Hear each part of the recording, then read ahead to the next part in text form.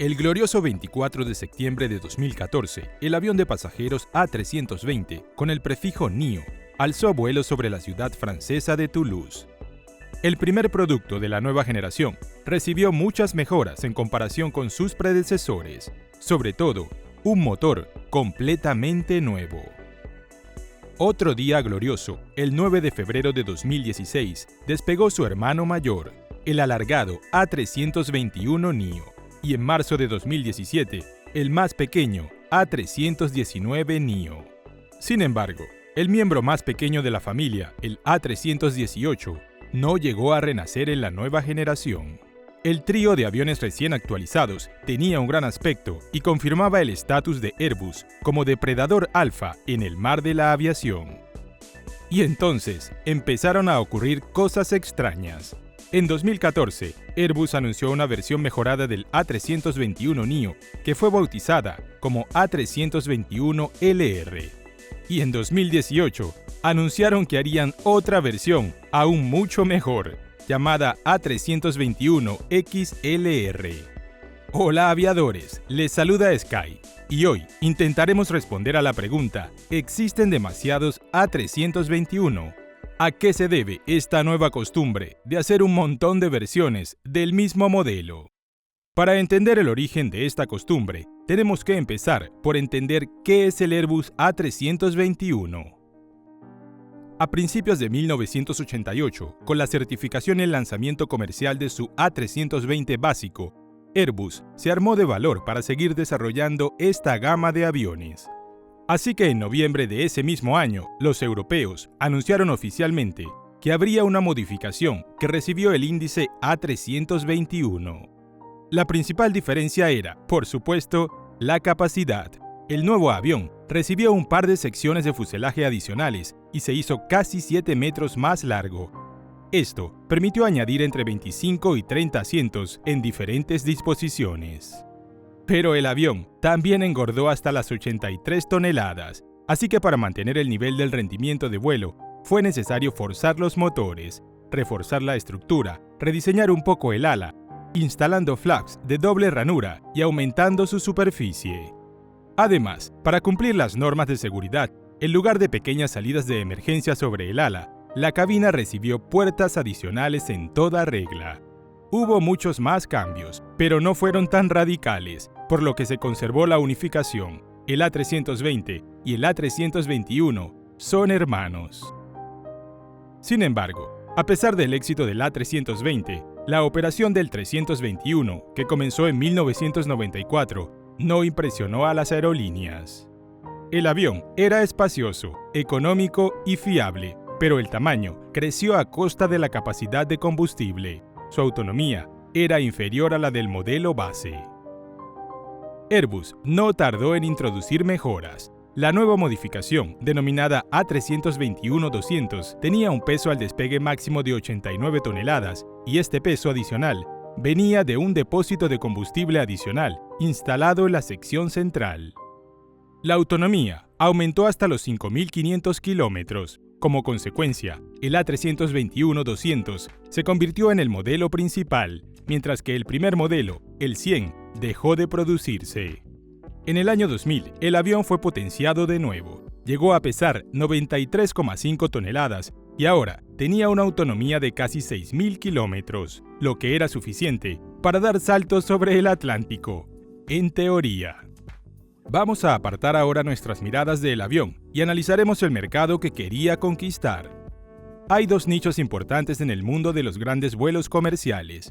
El primero es el de los aviones de fuselaje estrecho, con una capacidad de hasta 190 o 200 pasajeros y un alcance de unos 6.000 kilómetros, donde mandan el A320 y el Boeing 737. El segundo es el de los aviones de fuselaje ancho, cuya capacidad comienza a partir de las 250 plazas y el alcance supera los 10.000 o 12.000 kilómetros. Aquí es donde mandan los chicos grandes. Los más pequeños de ellos son el A330 y el Boeing 787. Si se han fijado en estas cifras, seguramente habrán notado una especie de vacío. El nicho se denomina Middle of the Market, el medio del mercado, y es una especie de zona intermedia que está vacía. Los aviones de fuselaje estrecho ya no pueden ocupar ese nicho, y los de fuselaje ancho pueden, por supuesto, pero con una economía mediocre. Y aquí tengo que discrepar conmigo mismo, porque en realidad este nicho no está del todo vacío. Durante mucho tiempo, el Boeing 757 reinó en él, con una capacidad de entre 200 y 250 plazas y una autonomía de unos 7.000 kilómetros. Era el mayor de los aviones de fuselaje estrecho y, de hecho, el único jugador en este campo. Nadie lo reclamó realmente hasta que los europeos fabricaron su propio avión de fuselaje estrecho.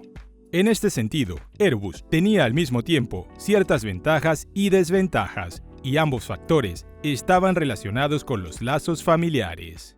Debido a la unificación con otros aviones, el A321 era más barato que el Boeing 757, pero al mismo tiempo, debido a la unificación con el A320, era más pequeño y se quedaba atrás.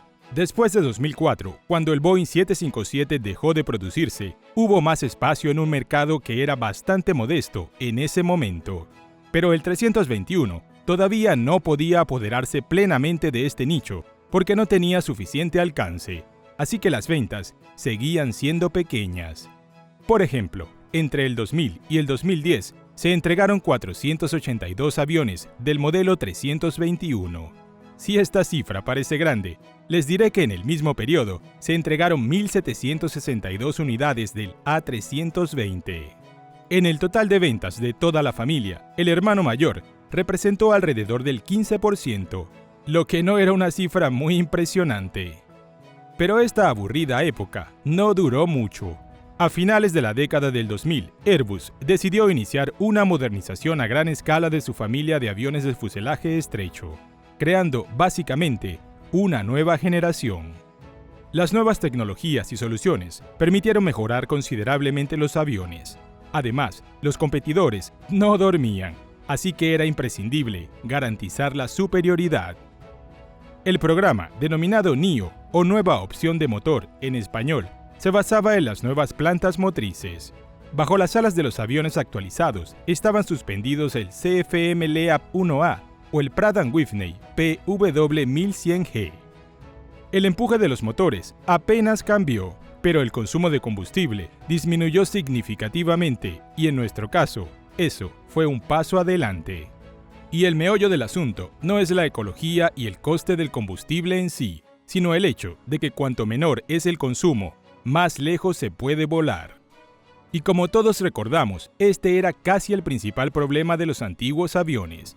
Los nuevos motores, por sí solos, aumentaron la autonomía del A321neo en casi 930 kilómetros.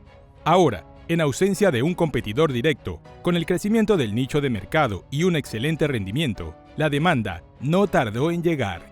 Cuando el avión realizó su primer vuelo en 2016, Airbus ya tenía una cartera de pedidos de más de 1.100 aviones, y eso que cada uno de ellos costaba casi $120 millones. Y ni siquiera un éxito tan evidente podía dejar tranquilos a los directivos de Airbus. Al tener ahora la posibilidad de aumentar el alcance de sus aviones, los ingenieros pusieron sus miradas en la capacidad. Como nadie quería construir el fuselaje, tuvieron que empezar reorganizando el espacio existente. El resultado de este trabajo fue la nueva disposición de asientos, conocida como Airbus Cabin Flex o ACF. La optimización de todos los elementos de la cabina, incluida la disposición de las puertas, salas y equipos, permitió aumentar la capacidad. Excelente, ¿verdad? Pero para los chicos de Airbus, ni siquiera esto era suficiente. Ya en 2014, cuando el A321neo básico ni siquiera existía, se pusieron a mejorarlo. Y de nuevo, se trataba de aumentar la reserva de combustible, lo que significa que también aumentó el peso máximo al despegue. Ahora, creció hasta las 97 toneladas. La capacidad de combustible aumentó gracias a la integración de 3 depósitos adicionales en el fuselaje, 1 en la parte delantera, 2 en la parte trasera. De hecho, esta capacidad es de donde proviene el aumento de 3,5 toneladas.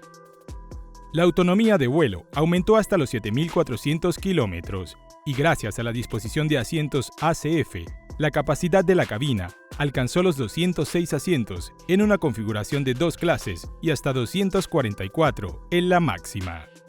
La aeronave realizó su primer vuelo en 2018 y tras la certificación, que duró menos de un año, el primer avión llegó al cliente. La capacidad del A321LR casi llega hasta el nivel de los aviones de fuselaje ancho y un alcance que le permite cruzar el Atlántico sin problemas, y no saltando de orilla a orilla, sino conectando capitales y centros económicos. Y al igual que a principios de los años 90, el LR sustituyó parcialmente al A321neo básico. Con ello, se mantuvo el nombre del avión básico. Airbus tiene el modelo 321neo, pero no el LR, aunque técnicamente todos ellos son de la versión LR.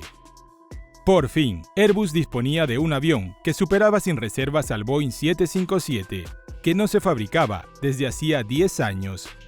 ¡Vaya victoria! Ellos también pensaron así y continuaron la carrera.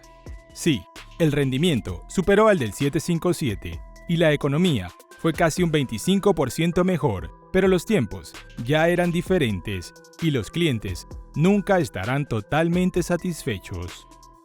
Además, a mediados de la década de 2010, Boeing insinuó de forma bastante transparente que tras la puesta en marcha del programa 737 MAX, empezarían a trabajar intensamente en un avión completamente nuevo, con un montón de soluciones de última generación, apuntando exactamente al mercado del A321neo.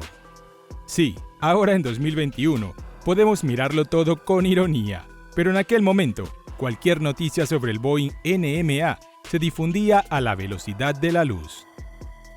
En el Salón Aeronáutico de París 2019, Airbus anunció oficialmente la creación del avión de pasajeros A321XLR. Su objetivo no solo era ocupar una cima estratégica, sino preservar su dominio. En principio, la revolución no se produjo y los aviadores hicieron lo mismo que antes. Se reforzó la estructura, se modificó la mecanización y se aumentó el peso máximo de despegue en otras 4 toneladas, por lo que ahora este grandulón pesa más de 100 toneladas. Para aumentar la reserva de combustible, en lugar de 2 depósitos traseros, se instaló uno, que contenía 12.900 litros de queroseno, como hasta 4 depósitos adicionales ordinarios. En realidad, fue este depósito el que recientemente se convirtió en el motivo de las advertencias de seguridad de Boeing. Al estar integrado en el fuselaje y tener una capacidad máxima en un espacio reducido, está menos protegido, y en caso de incendio, el fuego se extenderá rápidamente a la cabina. Por un lado, podríamos decir, mira quién habla, los campeones de la seguridad. Pero por otro lado, si la casa de un vecino se incendia, eso no significa que la tuya estará a salvo.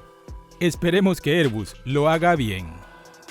Todas estas modificaciones y actualizaciones deberían dar al A321XLR una autonomía de entre 8.300 y 8.700 kilómetros. Sí, 8.700 kilómetros. Permítanme recordarles que la autonomía del primer A321-100 era de unos 4.400 kilómetros. Un avión con una autonomía tan grande podrá cubrir fácilmente no solo el Atlántico, sino también muchas rutas que conectan otros continentes, incluida la región del Indo-Pacífico. Al mismo tiempo, gracias a su flexibilidad, será muy bueno en los trayectos de mayor frecuencia y menor capacidad, sustituyendo a veces a los aviones de fuselaje ancho que los realizan. En general, ahora la única limitación del A321 sigue siendo su fuselaje estrecho. Al fin y al cabo, volar durante 7 u 8 horas en este espacio podría no ser cómodo, aunque, una vez más, depende mucho de las condiciones que cree cada aerolínea. Los pedidos del futuro avión de pasajeros, que en teoría debería debutar en 2023, no impresionan con su escala, pero no están mal. 12 operadores esperan 249 aviones. El precio de catálogo de este aparato es, por supuesto, el más alto entre todos los aviones de fuselaje estrecho. Según diversas estimaciones, ronda los $140 millones. Y esta es la historia de un avión lleno de aspiraciones y ambiciones. Durante 3 décadas, el Airbus A321 pasó por varias modificaciones, cambió de generación, aumentó su capacidad en un 10%, su peso en un 20% y duplicó su autonomía. En comparación con su hermano, el A320, su cartera de pedidos sigue siendo bastante modesta, pero hay que destacar que mientras hace 10 años solo representaba el 15% de las entregas de Airbus, ahora el 321 figura en una cuarta parte de las ventas de la corporación europea. La propia Airbus incluso afirma que en el futuro, el A321 supondrá casi la mitad de las entregas de esta familia y apuesta especialmente por el XLR. Seguramente, muchos dirán que después del glorioso 2020, que sin lugar a dudas, los aviadores recordarán por siempre, el mundo y la industria han cambiado. Y tienen razón, por supuesto. Todas las pomposas predicciones que se hacen ahora no son más que profecías sacadas de una bola de cristal. Pero esperemos que la industria vuelva a la normalidad, que las fábricas vuelvan a construir pájaros de metal y que volvamos a volar, no solo en la realidad virtual. Ya veremos qué pasará. Pues bien, aquí termina nuestra historia de hoy. Si el 757 siguiera en activo, ¿lo elegirían a él o al A321 XLR? Déjennos sus comentarios. Gracias por ver este video. Si te gustó, dale un like y si aún no lo has hecho, suscríbete al canal. Activa la campanita de notificaciones para que no te pierdas ninguno de nuestros próximos videos.